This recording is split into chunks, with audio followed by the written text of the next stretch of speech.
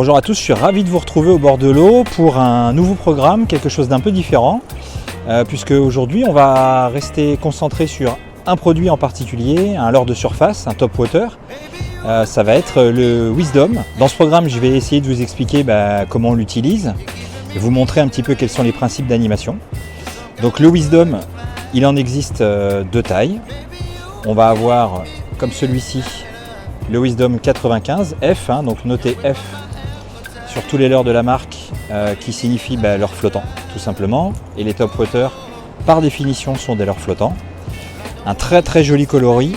Moi je l'aime beaucoup celui-ci, surtout tôt le matin ou tard le soir. C'est des leurres qui sont sonores. Là je pense que vous l'entendez. Et en fonction de sa taille, vous allez avoir plusieurs sonorités différentes. Donc vous avez le 95, donc 95 mm, et vous avez le 110 qui va avoir une sonorité un peu plus sourde, un peu plus lourde, à cause de ces billes qui sont un peu plus grosses évidemment. Donc un top water, c'est un leurre de surface qui va évoluer à la surface de l'eau. Et l'objectif, c'est de le jeter le plus loin possible et puis de le ramener plus ou moins vite. Ça veut dire qu'on va faire varier cette vitesse de récupération au moulinet. Parfois, on va pêcher très lentement quand les poissons sont délicats, difficiles à décider.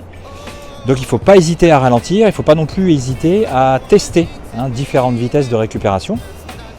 Premier passage, vous pouvez le faire assez rapide pour simuler vraiment un poisson en fuite. Faire des éclaboussures en surface, voir s'il y a de l'activité. Et deuxième passage au même endroit, ralentir un petit peu, faire des pauses, augmenter pourquoi pas vos temps de pause. Ça m'arrive moi de faire des pauses jusqu'à 10 secondes, et je vous assure que 10 secondes c'est assez long. Mais parfois, comme quand il est immobile, il va avoir vraiment la partie basse qui reste totalement sous l'eau, totalement immergée. Il reste pêchant, il reste captif, surtout s'il a éveillé sa curiosité juste avant. Donc n'hésitez pas à faire des pauses.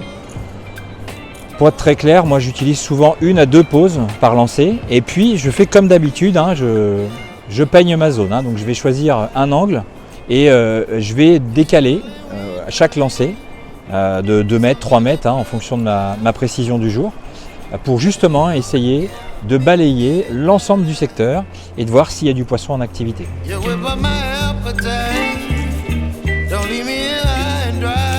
Un de mes coloris préférés, c'est le blanc tête rouge, vous le savez. En tout cas, ceux qui suivent cette petite chaîne le savent très bien. C'est ma couleur préférée à peu près pour tous les leurres, et en particulier pour les leurres durs. Mais j'aime beaucoup ce coloris. Bon, pour la technique d'animation, c'est très simple. On lance le leurre. Une fois qu'il a pris contact avec l'eau, de toute façon, pas de risque d'accroche, puisque le leurre reste en surface. Et puis on va mouliner en continu. Et en même temps que je mouline, je vais mettre des petits mouvements de sion vers le haut, là, en l'occurrence. Comme je suis assez loin, ça va me permettre de bien maintenir mon leurre en surface, et de façon régulière, comme ça. Alors, j'essaierai de vous montrer sur l'image, mais ça désaxe le leurre un coup à gauche, un coup à droite. C'est vraiment ce qu'on appelle la technique du walking the dog, promener son chien.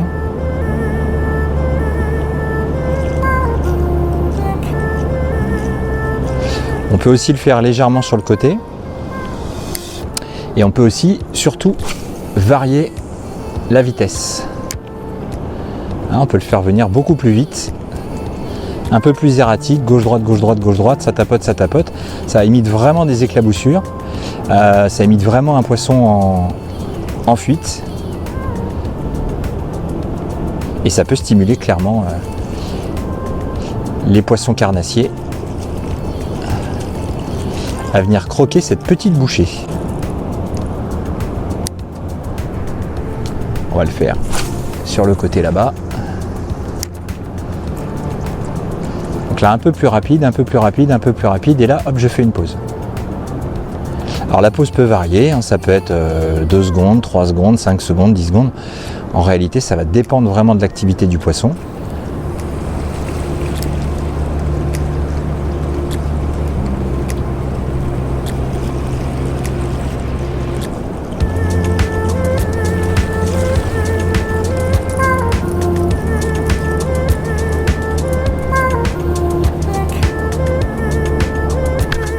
Pour ceux qui souhaitent, j'ai déjà fait une vidéo sur les top water, donc vous pouvez la retrouver ici. hein, n'hésitez pas à aller voir, où j'essaye d'expliquer un peu les grandes généralités, les différents types de leurres, le choix des coloris, leur principe d'animation. Là, je voulais vraiment faire quelque chose d'un peu plus dédié. Voilà, j'espère que ça vous a plu. J'hésiterai pas à renouveler l'opération si ça vous a plu, donc surtout dites-le moi en commentaire, faites-moi savoir si le programme vous intéresse et vous plaît. On pourra renouveler ce schéma et puis découvrir d'autres leurres. N'hésitez pas non plus à m'indiquer s'il y a des leurres en particulier que vous souhaitez voir évoluer en bord de mer ou avec lesquels vous avez déjà pêché ou que vous aimeriez pêcher. Surtout, je vous dis merci, je vous dis à très bientôt. Allez, ciao!